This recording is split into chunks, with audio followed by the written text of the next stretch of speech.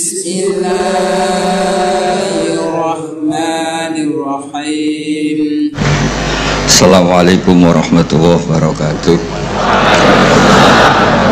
Bismillahirrahmanirrahim. Tabarakalladzi nazzala al-furqana ala 'abdihi liyakuna lil 'alamina nadhira. Allahumma shalli wa sallim wa barik ala habibika sayyidina Muhammadin wa ala alihi wa sahbihi ajmain, amma ba'du. Semua tamu yang saya hormati, begini, jadi semuanya tamu yang saya hormati, ngaji ini ngaji bener-bener ngaji ini bikin nervous narasumbernya. Begini, ini mungkin orang tuh kalau ingin pinter, ini anak-anak syaratnya itu kalau ngajar itu gurunya ikut, muridnya ya ikut. Jadi Syekh Zakaria Al-Ansori itu dulu gak pinter-pinter banget, nggak pinter-pinter banget sampai dapat gelar Syekhul Islam karena dia itu trauma. Gurunya itu namanya Ibnu Hajar Al-Asqalani, itu kerennya minta ampun. Kalau melihat santri goblok itu marah betul. Kalau sekarang punya santri goblok kadang seneng karena nggak nyaingi kiainya. Itu kalau ada anak dapat gelar apa di Harvard yang bingung, Pak Rektor, saya aja ada sampai kayak gitu. Punya murid itu pinter sekali, namanya Ibnu Hajar Al-Haythami. Makanya kata saya Zakaria ini, saya kalau mau ngaji ya bingung karena guru saya itu kerennya minta ampun. Kalau mau ngajar ya bingung karena murid saya ini pinter, ditipu gak bisa. Ternyata itu bikin pinter. Ya saya sekarang di sini mau ngomong seenaknya itu ada kan kayak tukang koreksi, jadi repot nanti kalau salah. Terus yang ngaji-ngaji di sini itu juga lebih pinter lagi. Pokoknya mintanya itu masuk surga lewat arahnya Gus. Bikin arahan masuk surga itu kan ya tidak gampang. Tapi saya pastikan delalah Nabi hanya ngendikan mangkola la ilaha illallah dakhalal jannah. Saya sering komplain ya sama beberapa orang-orang soleh. Saya komplain betul, bukan komplain nanti komplain betul. Dia itu ngijazai saya wiridan la ilaha illallah panjang terus ruwet. Terus saya nggak hafal-hafal, saya dimarahin. Gus, kamu tuh cerdas kalau ini kok udah hafal-hafal. Memang saya sengaja tidak saya hafalkan gitu. Yang ada tambahan-tambahannya banyak tanya. Kenapa? Nanti ke rumah saya, nanti tak kasih tahu. Tak kasih tahu itu si orang soleh ini nangis tobat. Padahal soleh loh. Tapi dia hanya soleh perilaku, tidak soleh secara keilmuan. Jadi juga harus tobat dia. Saya cerita, di antara perlawanan ahli hadis adalah kalau hadis itu ditambahin, misalnya gini, mangqala la ilaha illallah mi'ata marrah dakhalal jannah. Jika kalau bapak kamu meninggal baru baca la ilaha 50 kali, wah sayang tidak sampai 100 sudah mati. Jadi berkahnya tidak ada hitungan, itu luar biasa. Tapi kamu nganggep biasa, makanya kita harus konsisten. Hadisnya hanya mangqala la ilaha illallah dakhalal jannah. Jangan kamu tambahi mi'ata marrah, jangan kamu tambahi sekian-sekian, itu bahaya itu. Sehingga ketika ada hadis mangkana akhiru kalamihi la ilaha illallah, ditambahi akhir, orang yang akhir kalamnya la ilaha illallah dakhalal jannah, yang di akhir kata-katanya itu la ilaha illallah, perkataannya itu. Itu ada orang mau mati sudah mewafatkan la ilaha illallah, tapi terakhir terus bilang jangan lupa ya BPKB-nya ditebus. Itu anaknya susahnya itu minta ampun. Karena anaknya itu berpikir, Gus berarti akhiru kalami abi itu tidak la ilaha illallah tapi BPKB, ini gimana ini? Saya sebagai kiai yang baik itu tak carikan referensi supaya yang BPKB ini ya masuk ya akhiru kalami. Ini cerita kebaikan. Apa cerita kebaikan? Daripada gak diakui mendingan diceritakan supaya itu. Tak cari, itu riwayatnya Abi Dawud dan beliau sendiri dalam menambahi akhiru kalami. Di riwayat yang lain itu gak ada akhiru kalami, cukup mangqala la ilaha illallah dakhalal jannah. Karena itu bikin keresahan, kata akhiru kalami itu bikin keresahan. Ada yang akhir kalamnya BPKB, sertifikat, ada akhir katanya nasib apalah, pokoknya banyak yang tidak akhiru kalami. Sehingga keilmuan hadis itu harus dijaga. Makanya kata Imam Muslim, Sahihain itu Bukhari Muslim, beliau ngendikan lam naros sorihin akdzaba fi syai'in akdzaba minhum fil hadis. Saya tidak pernah melihat orang soleh berdusta kayak mereka berdusta ketika meriwayatkan hadis. Ini penting saya utarakan supaya orang tuh gak gampang terjebak sama riwayat-riwayat gak jelas. Tafsir tuh menjadi kacau itu gara-gara riwayat-riwayat yang tidak apa jelas. Jadi penting. Jadi mengkhidmati orang Islam itu dimulai dari cara pandang. Kenapa saya menjadi orang baik? Itu sederhana sebetulnya, karena mengakui hukum. Saya ini memang kalau diundang jarang mau, kecuali ada teror-teror tertentu. Karena merasa tua, merasa rektor, apalah yang bisa dipakai neror itu, ya terserah. Yang penting bisa deh. Termasuk TGB kemarin tuh datang ke rumah saya, tapi saya sudah bilang pasti tidak ikhlas. Ternyata betul loh, undang ke saya. Terserahlah teror itu apa. Saya enggak, ini supaya kalian tahu ilmu itu penting, ilmu itu penting.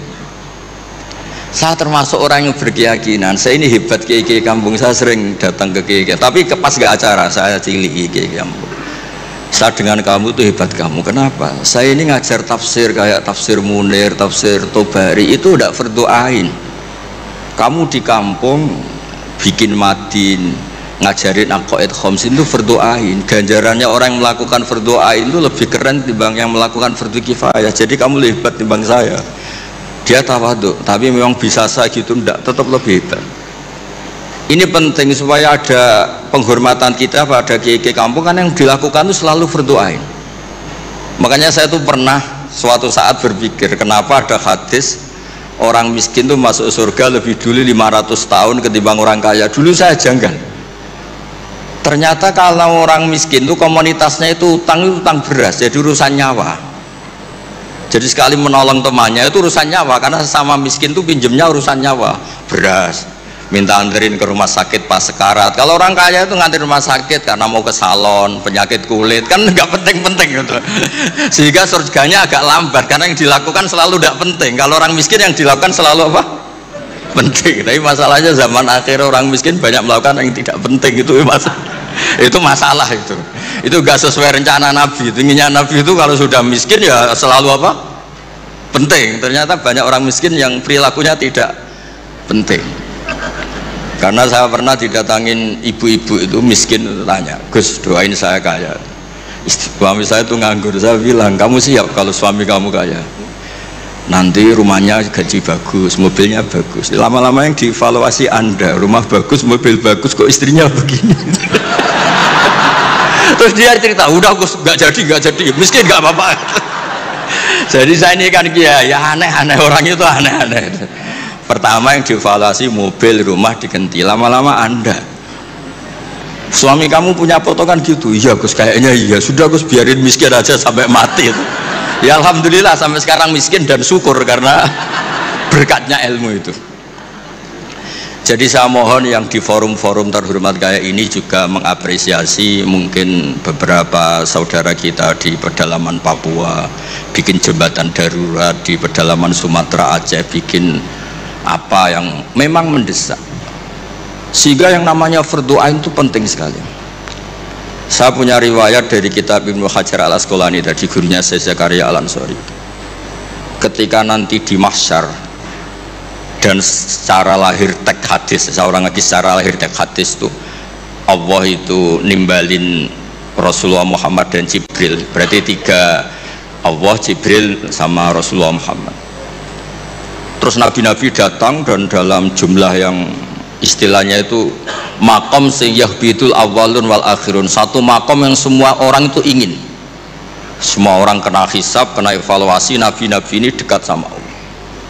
Itu pertama yang dikatakan oleh Nabi matur ke Allah itu, ay Rabbi ibaduka abaduka fi atrofil ardi. Yang menyembah jenengan, yang mengesahkan jenengan tidak hanya kita, orang-orang di pelosok, di pedalaman semuanya mengesahkan jenengan, semua mentahlilkan jenengan, semua mentasbihkan jenengan, tidak yang sekedar di forum-forum kayak gini. Terus Allah bilang iya. Nah sekarang itu krisis keilmuan karena agama ini diambil oleh, ya bisa dikatakan hal-hal yang besar, kayak acara-acara yang besar apa. Meskipun ini pas acara besar, justru itu saya fair ngomong ini supaya sama-sama ingat. Jadi yang dikatakan agama itu nuroy yamsi bihi finnas, menjadi nur yang menyinari hati manusia. Bukan tentang ormas besar, masjid besar, kampus besar, itu bagian dari itu. Tapi ini bukan segala-galanya. Sehingga semua orang itu perasaan hubungannya dengan Allah itu privat. Tidak diambil alih oleh ormas besar atau lembaga besar atau komunitas besar. Ini penting supaya orang itu merasa bagian dari hamba Allah. Makanya ada munajat, ada beberapa ibadah yang tidak disunatkan jamaah. Ini kan unik, Islam itu mengharuskan jamaah, tapi ada ibadah-ibadah yang malah tidak disunatkan jamaah, sehingga orang hubungannya dengan Allah itu asik. Terus kedua, ini terakhir, nanti Pak Goras yang cerita panjang lebar. Perilaku ilmu itu di atas perilaku ibadah. Dulu Masjid Haram itu keren, tapi karena salah kelola itu diisi berhala-berhala yang ingin dapat berkahnya Ka'bah. Jadi orang kafir itu unik, mensyirikkan Allah tapi dekat Ka'bah. Jadi percaya Ka'bah itu keramat, supaya Tuhan ini dapat berkah malah diletakkan pinggir apa? Ka'bah. Jumlahnya 360 berhala. Tapi di saat yang sama orang kafir itu jumawa, mereka ini orang-orang baik. Buktinya menjadi sadanatul bait, menjadi pelayan-pelayan Ka'bah. Nabi saat itu terpinggirkan, hanya sholat di Syi'bu Mina. Nabi dengan para sahabat itu makan daun, makan apa, dan sholat di Syi'bu Mina. Tidak di tempat yang terhormat, yaitu Al-Masjidil Haram. Ketika para orang kafir jumawa bilang, bagaimana Muhammad orang terhormat sementara dia ibadah saja di lereng-lereng gunung, sementara kita adalah sadanatul bait, kita adalah ahlu sikoyatil had. Ini supaya teman-teman yang nggak ditakdir jadi menteri agama, itu menteri agama itu ya repot, dia agamanya formal, terus kayak Gus Pak tidak formal itu kan ya repot juga itu. Makanya saya ini nggak pati berani sama menteri agama, nanti dia anggap Islam saya tidak formal ya, jadi itu. Terus Allah ngendikan aja'altum siqayatal haji wa imaratal masjidil haram kaman amana billahi wal yawmil akhir wa jadab. Allah itu bela Nabi, jangan pernah pakai ukuran bahwa ibadah haji merawat Baitullah itu menjadi ukuran lebih baik. Ukuran lebih baik adalah ketika itu orang ibadah secara benar, yaitu tauhid. Ini orang sudah lupa bahwa pernah Allah itu ngeritik siqayatal haji wa imaratal masjidil haram. Makanya saya itu kalau ngelepas haji itu dulu sering ngelepas haji orang umroh. Sekarang kayaknya orang-orang trauma, karena saya kalau ngelepas haji itu begini.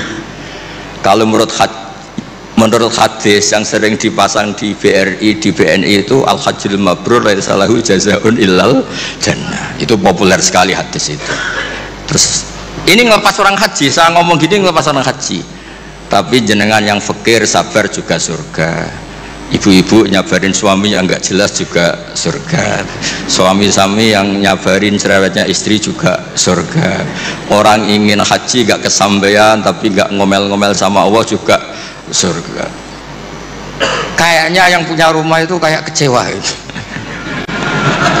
Terus saya bilang nggak tahu saya. Terus saya bilang jenengan angsal kecewa kalian kulo, yang saya takutkan tuh kalau Allah yang kecewa, kata saya itu, karena saya diundang orang haji terus dalil-dalil haji yang lain ngenes karena nggak bisa haji, kata saya itu. Ternyata betul, hampir semua yang hadir itu ngapresiasi saya. Gus matur nuwun Gus. Biasanya kiai-kiai itu kalau diundang untuk haji dalilnya haji terus, bikin kita nelongso, bikin kita tersiksa, karena kayak yang masuk surga itu yang haji saja, kita ada masuk surga. Semenjak itu sudah terkenal, jangan undang Gus Pak kalau ngelepas haji kan. Saya itu punya kitab makalahnya Abul Hasan Asyadili yang menjadi Thariqah Syadiliyah yang terkenal itu. La tansur ilmaka liyusaddiqakan nas walakin insur ilmaka liyusaddiqaka Allah. Kamu jangan pernah menyebarkan ilmu supaya diapresiasi manusia, tapi sebarkan ilmu supaya diapresiasi Allah Subhanahu wa ta'ala. Makanya saya tetap, meskipun kata orang banyak saya ini kiai terkenal, saya itu merasa ibadah saya itu ikrar, mengakui fungsi-fungsi kiai yang di kampung-kampung. Mereka itu, saya pernah punya teman itu nyuwun sewu, gobloknya itu gak ketulungan. Dia itu kerja di tengah hutan. Saya tidak tahu logi apa enggak, tapi kerjaan di tengah hutan. Dulu nggak ada HP, saya disuratin. Gus, gimana Jumatan di tengah hutan? Saya bilang, kamu kan pernah ngaji, kalau nggak kampung nggak apa, ada usah Jumatan, duhur saja. Masalahnya komunitas saya bilang, wong Jumat kok duhur, jadi mintanya Jumatan. Aduh, pakai surat karena dulu nggak ada telepon, nggak ada. Saya bilang ya nggak apa-apa Jumatan. Dia masih punya sisa-sisa ilmu. Katanya kalau nggak 40 nggak kampung nggak wajib Jumatan. Kamu tadi minta Jumatan, sekarang nggak mau Jumatan, ini gimana ini? Gus saya ini kan terkenal bodoh, jadi itu kewajiban orang alim mikir tuh, gak kewajiban orang bodoh mikir itu. Karena dia korban teori bodoh itu penting, kata dia. Nanti kalau ditanya mungkar nakir itu salah, orang bodoh kok ditanya, kata. Jadi memang agak direncanakan itu. Jadi ya bodoh pinter akhirnya dia. Setiap tanya saya, masa kamu tidak bisa sendiri? Gunanya orang bodoh ya gini Gus, tinggal tanya, katanya. Makanya yang hadir di sini juga penting itu. Tinggal minta resep Gus Bak, cara masuk surga, masuk sudah. Gus Bak masuk tidak penting, penting resepnya. Nah, akhirnya saya kan nyari-nyari gimana supaya ada Jumatan seperti itu. Nah ini yang terus saya bilang, kamu sama saya itu keren saya, keren kamu, katanya. Kenapa Gus? Kamu nanti dikholi karena pendiri masjid. Makanya saya pernah cerita ini sampai kiai itu nangis. Orang tuh kalau kiai kampung itu pendiri masjid kadang dikholi. Kalau sudah kiai top itu bisa aja disangoni pakai uang kotak masjid, kata saya itu. Ini bukan nyindir, bukan, supaya orang tuh ngerti lah. Jadi memang dulu Nabi itu penghormatannya sama orang yang melakukan fardhu ain itu luar biasa. Uwais Al-Qarni itu tetangganya sudah dosowan Nabi. Uwais Al-Qarni itu belum, karena ibunya itu egoisnya minta ampun, nggak mau ditinggal, kemana-mana minta digendong. Tapi Nabi malah ngendikan khairul qurun Uwais Al-Qarni, orang terbaik tabi'in itu Uwais Al-Qarni. Umar kalau kamu ketemu minta, karena dia fanatik mengelola fardhu apa? Ain.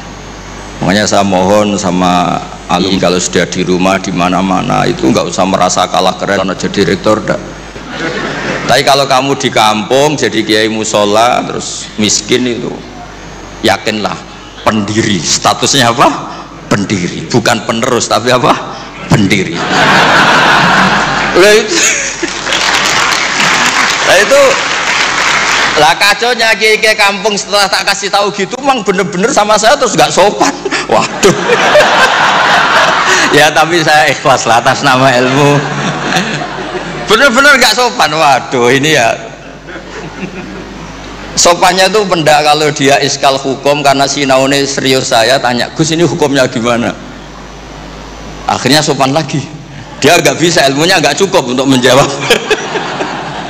Ya tapi apapun itu yang namanya ngaji itu pengakuan ikrar ya. Jadi penting, makanya kan diantara hebatnya Rasulullah SAW itu kata Imam Ghazali, nggak ada pemimpin justru kena khitab wakhfid janahaka liman ittaba'aka minal mu'minin. Muhammad, kamu harus merendahkan diri kamu liman ittaba'aka, sama orang yang ikut kamu, sama santri kamu, sama orang yang percaya sama kamu. Kayak apa Allah mendidik kekasihnya? Jadi yang disuruh sopan malah nabinya. Kayak apa? Makanya kata Imam Ghazali, andekan mental ta'azzus atau takabur, andekan keangkuhan itu hal yang baik, lama amarawwahu ta'ala habibahu biqauli ta'ala wakhfid janahaka limanit taba'aka minal mu'minin. Nah tentang visi ya, visi itu gampangnya tadi, agama ini kan menentukan halal haram. Zaman apapun, teknologi apapun, mesti pertanyaannya ini kalau baik ya halal, kalau buruk ya haram. Misalnya ada teknologi yang orang bisa ke Mekah 2 detik atau 2 menit, orang tetap pertanyaannya saat itu ibu kamu sekarat apa enggak, anak kamu sakit apa enggak, punya kewajiban fardhu ain apa enggak. Kalau punya fardhu ain kamu tinggal pasti orang nganggap masalah, ya kan? Apapun kayak kamu, teknologi mutakhir kayak apa ya, seperti misalnya peristiwa kamu pejabat pas daerah kamu ada musibah banjir, kamu tinggal iktikaf di Ka'bah, tapi orang nggak anggap iktikaf itu ngawur itu mesti orang itu, karena meninggalkan fardu apa? Ain. Saya di sini kata orang banyak kan keren, misalnya sama ahli tafsir, tapi misalnya saat ini istri saya sakit atau anak saya sakit, pasti dianggap ngawur itu, karena meninggalkan fardu ain. Jadi fardu ain itu menurut saya segala-galanya. Makanya saya sering ngaji di majelis saya itu, saya sering cerita kata Allah dalam hadis qudsi, ma taqarraba ilayya abdi bisyai'in ahabba ilayya mimma aftaratuhu alaih. Tidak ada ibadah yang paling saya sukai sebagaimana ibadah orang melakukan fardu. Jadi fardu ain ini adalah konstitusi. Berarti orang-orang yang sekarang nyari makan untuk keluarga dan statusnya fardu ain itu lebih keren ketimbang misalnya orang nyari kekayaan untuk rofahiyah, untuk takmilah, untuk penyempurnaan, untuk sekunder. Nah, di sini pentingnya peletaan hadis orang miskin itu masuk surga lebih dulu 500 tahun ketimbang orang kaya. Tapi saya bilang ke santri-santri saya, tapi jangan kamu berpikir kalau Bilal itu surganya lebih dulu ketimbang Abu Bakar. Karena Abu Bakar ini jauh punya kebaikan di luar kebaikan sabar sama miskin, yaitu fungsinya menjadi pondasi Islam, yaitu Abu Bakar. Kalau ingin menjadi orang miskin yang cepat masuk surga tadi, semua perilaku Anda adalah fardu ain. Semua perilaku Anda adalah fardu. Itu kan ya berat. Ya, jadi saya mohon masalah teknologi, masalah apa, yakinlah sama Islam, pasti hukum tertingginya itu kalau maslahat ya baik, kalau madarat ya haram. Sehingga kamu nggak usah, misalnya ada orang pakar bom, bisa punya bom yang satu kali ledakan bisa menghancurkan dunia, ya hukumnya itu ifsad. Kalau ifsad itu haram, kalau haram ya ada prestasi, kan gampang kan, nggak perlu ribet-ribet. Begini ya, kalau ada hal-hal yang mubah, yang nggak maksiat lah, kok kamu seneng itu nikmati betul. Karena orang itu sampai cari kesenangan lewat maksiat itu karena nggak bisa nikmati sesuatu yang dibolehkan Allah. Jadi penting menikmati yang dibolehkan Allah itu penting. Saya dulu itu ya janggal melihat bapak, apalagi Mbah Mun guru saya itu sering guyon, sering ceria, kadang semalaman tuh gejol-gejolkan sama teman-temannya. Terus beliau cerita, banyak orang yang malam ini berjuang untuk tidak dugem, tidak maksiat. Itu kalau berjuang sendiri berat. Kalau asik jagongan, makan-makan, masak-masak, itu terus asik. Sebab itu diantara konsep Quran itu kul bifadlillah wa birahmati fabidzalika falyafrahu. Orang itu harus asik dengan hal-hal yang dibolehkan Allah. Itu sebabnya saya menyaksikan sendiri guru-guru saya, bapak saya, semuanya orang-orang yang ceria. Karena bisa ceria dengan hal yang enggak maksiat itu luar biasa. Apresiasi Allah Ta'ala itu luar biasa. Sampai Imam Ka'bi dalam usul fikih ngendikan, mubah dikatakan mubah itu keliru katanya. Mubah itu wajib, karena itsmamin mubahin illa wa yatahaqqaqu bihi tarku haramimma fayalzamu minas sukun tarkul qatli wa minas sukut tarkul qadhaf. Mubah, sesuatu yang boleh, hakikatnya adalah wajib, karena ketika kita melakukan mubah artinya meninggalkan keharaman, sementara meninggal haram itu adalah wajib. Jadi mbak ini bisa nikmati cengkrama sama teman-teman, pak-pak, terus beberapa mas-mas mahasiswa itu gak perlu nikmat nunggu lihat pornografi, lihat maksiat, sehingga Anda tidak berkebutuhan pada hal yang dibenci Allah. Itu luar biasa. Itu hebatnya Nabi ngendikan wa qurratu aini fi sholat. Saya kalau sudah sholat tuh nyaman, asik.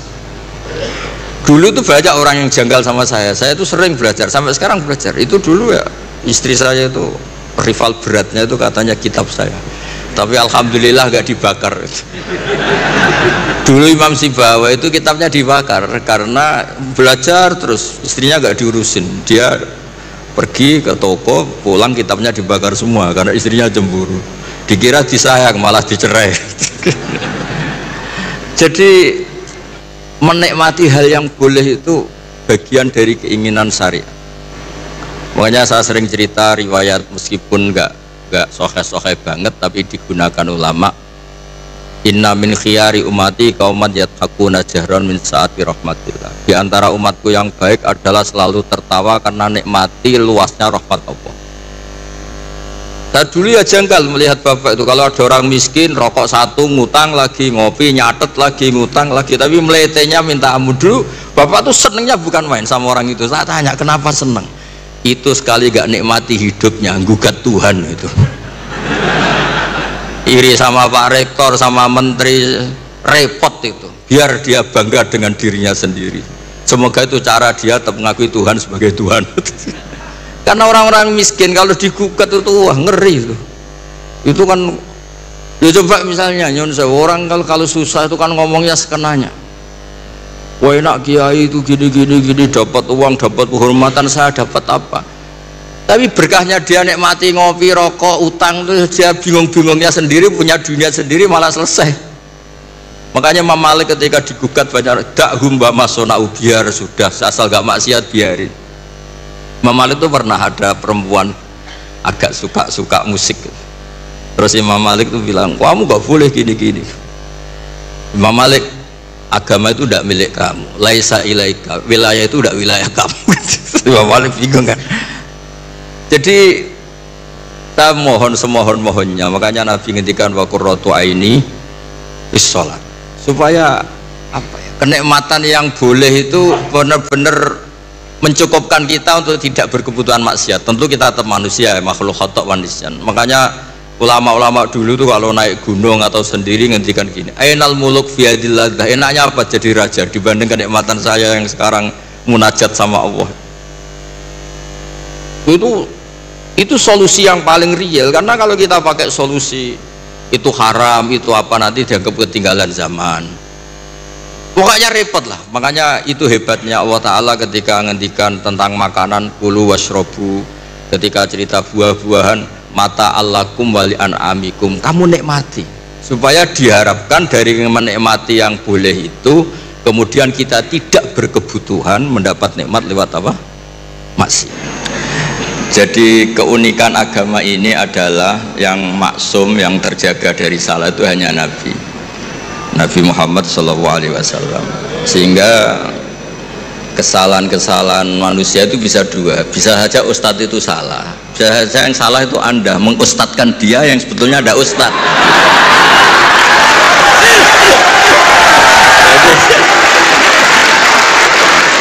Mengustadkan orang yang sebetulnya tidak ustad.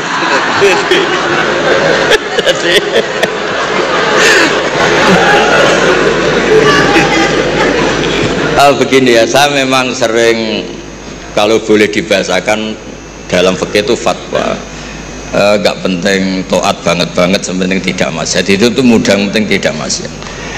Sesuatu itu bisa sangat akademik, sangat keilmuan. Misalnya kita bilang racun itu membunuh, itu yang mengatakan itu sudah memenuhi kewajibannya mengingatkan kalau racun itu membunuh. Ketika ada orang yang tetap minum racun, itu bukan kesalahan yang mengingatkan, kesalahan yang tetap minum racun.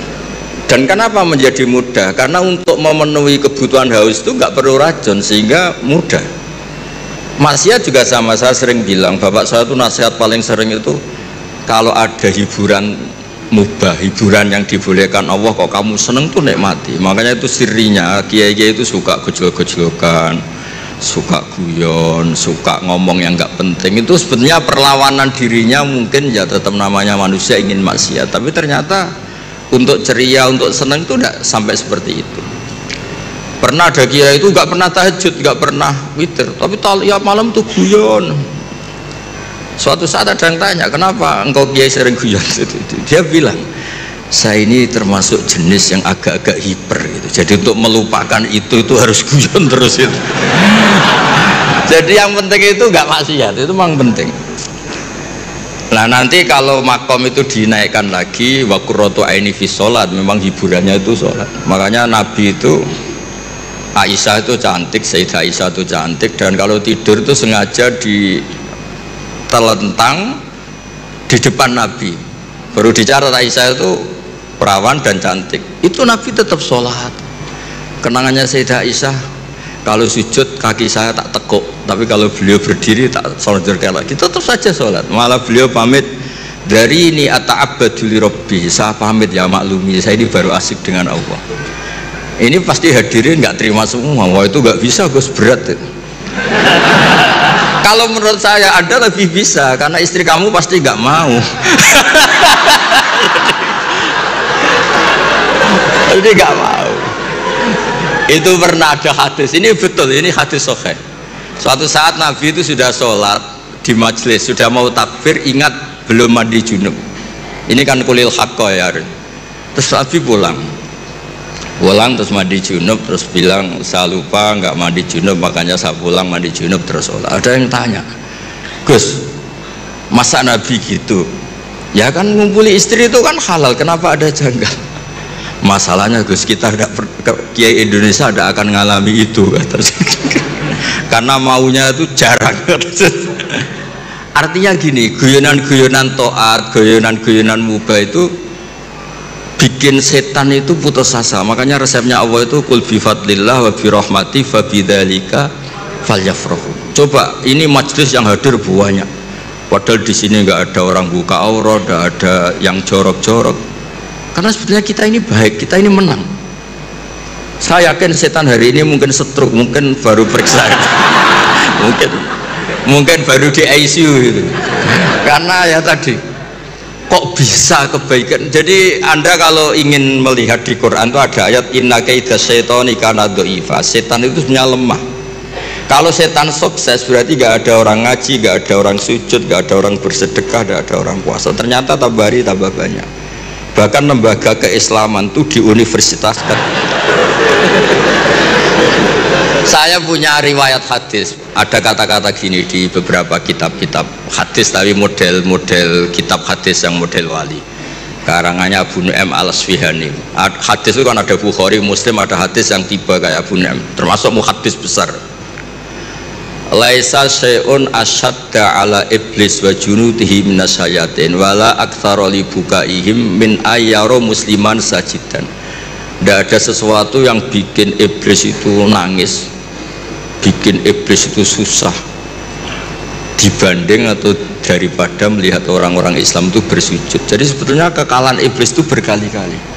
Orang masih ingin memahami Quran, orang ingin masih punya kiai yang baik, tidak misoh-misoh. Ya harus dimulai dari memilih kiai yang baik. Kita ini kan wong salah pilih kok marah-marah sendiri, ini gimana? Ini kan repot itu. Makanya kalau istri Anda sering marah-marah itu yang salah istrinya apa pilihan Anda coba?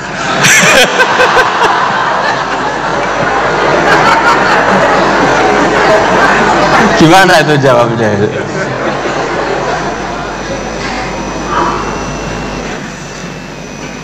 Jadi ada cerita, ini faktual tapi ideal itu memang nggak pernah ada. Dulu di era Nabi tanpa mengurangi hormat tuh ada sahabat itu unik.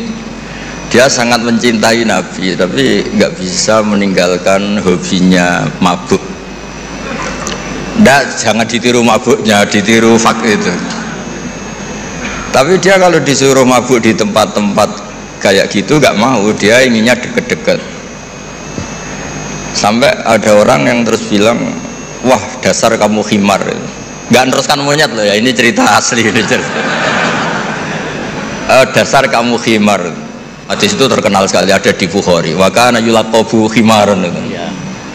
Sampai para sahabat bilang ma aktsara ma utiya. Maksudnya kamu sering dikasih sanksi, dikasih apa, masih tetap gitu. Sampai beberapa sahabat gak kuat terus melaknat dia. Terus Nabi ngendikan la tal'anuhu fa ini wallah la ara illa annahu ahabba wa rasulah. Ada yang riwayat illa annahu yuhibbu wa rasulah. Saya kecewa tapi jangan kamu laknati, saya masih melihat dia mencintai Allah dan Rasul. Terus di komentar Ihya, kitab Ihya bilang falam yukhrij Rasulullah bil maksiyah anil mahabbah. Itu saya hafalkan betul hadis itu. Nabi tidak mengeluarkan dia dari status mahabbah, mencintai kebenaran meskipun dia masih salah. Jadi di antara kebaikan agama ini memang selalu berharap. Mungkin anak-anak kita sekarang nakal, nanti ndak.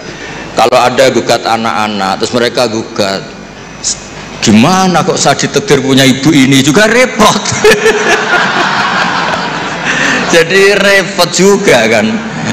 Jadi kadang-kadang orang itu senangani gugat anak. Kalau anak kita gugat orang lain punya ibu menteri, punya ibu dosen, saya kok punya ibu gini, ya repot juga kan. Jadi makanya dikurangi lah ngomplain anak. Kalau kita dikomplain balik juga repot. Jadi artinya ya hidup itu memang nggak pernah ideal, meskipun itu di zaman Nabi. Makanya kata ulama, yang ideal tuh nabinya. Kalau zaman mulai dulu ya sama, di Mekah dimusuhi kafir Mekah, di Madinah dimusuhi orang munafik, ya tetap saja ada saja yang namanya problem, karena dunia ini liyabluwakum ayyukum ahsanu amala. Saya sering cerita di mana-mana dan ini nyata, ada kiai yang sangat khusyuknya itu nggak pernah mau punya penanya atau santri cantik. Kalau ada orang cantik nggak mau nerima, kalau orang jelek itu mau dia. Saya tanya kenapa? Wah, kalau saya cantik, saya takut syahwat, takut birahi. Kalau jelek merongos kan enggak. Terus saya bilang ini dasar kiai amatir, kata saya. Kenapa ke amatir, Gus? Kalau melihat perempuan cantik itu dosa karena birahi, menghina perempuan jelek itu ya dosa karena menghina. Sama-sama dosa. Ada juga kiai itu yang berteman terus sama orang kecil, takutnya kalau berteman orang kaya itu tamak. Ternyata apa? Gara-gara berteman orang kecil mainnya suruh saja, nyuruh-nyuruh terus. Akhirnya dosa kamu istibat, menghambakan orang lain, memperbudak orang lain. Jadi sama sebenarnya problem semua. Makanya ini cerita Pak, ini mumpung saya itu kalau berteman, kalau nggak ditakdir Allah nggak mau. Karena kalau saya milih, oh gara-gara rektor UGM saya mau berteman, nanti kena hisab saya. Makanya ulama itu agak-agak angkuh, al ilmu yuk ta'ala ya. Kalau Allah yang milih itu yang tanggung jawab Allah. Tapi kalau saya yang milih, saya tuh banyak punya teman jadi menteri padahal dulu. Tapi saya nggak pernah mau. Alasan saya tadi, kalau saya yang ikhtiar nanti tanggung jawabnya ke saya. Tapi kalau Allah yang menentukan, tanggung jawabnya dia Allah Subhanahu wa ta'ala. Makanya dalam ilmu tasawuf ada kata-kata kun muradan wala takun muridan. Karena sekali kita yang berikhtiar, kita yang disuruh tanggung jawab. Ya, jadi untuk ngelola anak, ngelola istri atau ngelola suami sama itu tetap inna min azwajikum wa auladikum aduwwal lakum. Ada sisi mungkin kita nganggap anak, suami atau istri itu problem, tapi kata Allah wa in ta'fu wa tasfahu, kalau kamu anggap legowo dengan fakta-fakta yang kita. Karena kalau kita tidak legowo, itu zaman Nabi itu ya ada sahabat yang nggak tadi sampai wa kana yulaqabu khimar, itu redaksinya sampai gitu. Dulu sahabat antara Ali dan Muawiyah atau Sayyidina Ali dan Sayyidina Muawiyah itu ya perang, konflik. Sayyidah Aisyah dengan Sayyidina Ali ya sering salah paham. Jadi hidup itu nggak pernah ideal. Yang ideal nanti setelah di surga, ya sudah, mau apa coba. Saya cerita yang lucu tapi ini nyata. Nabi itu kalau ada halah, ada itu nangis, ingat Khadijah. Padahal ini hanya teman atau saudara ini. Aisyah cemburu, ya Rasulullah kenapa engkau ingat orang yang sudah tua padahal sudah diganti yang lebih muda. Khadijah disebut ajus, tua sekali. Gantian Sayyidah Fatimah tersinggung, ibunya disebut ajus, tua sekali. Dan selalu Aisyah itu bangga karena istri cantik, muda. Terus kata Nabi, kamu ingin supaya Aisyah ada jumawa sama ibu kamu Khadijah? Ingin ya Rasul. Itu Aisyah dibilangin, secantik-cantik kamu itu dapat duda, setua-tua ibu saya dapat perjaka. Jadi kadang Nabi itu ya asik saja, ya gak serius-serius banget. Semenjak itu saya Fatimah Aisyah terus gak pati jumawa banget itu, karena ternyata iya saya dapat duda ya. Khadijah janda dapat perjaga gitu. Jadi khazanah Quran, khazanah hadis itu cukup lah untuk. Jadi tadi yang saya katakan wa kana yulaqabu khimaran itu ada di Sahih Bukhari.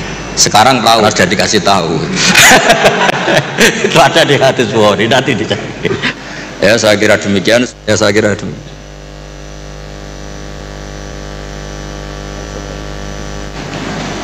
Assalamualaikum warahmatullahi wabarakatuh. Waalaikumsalam warahmatullahi wabarakatuh.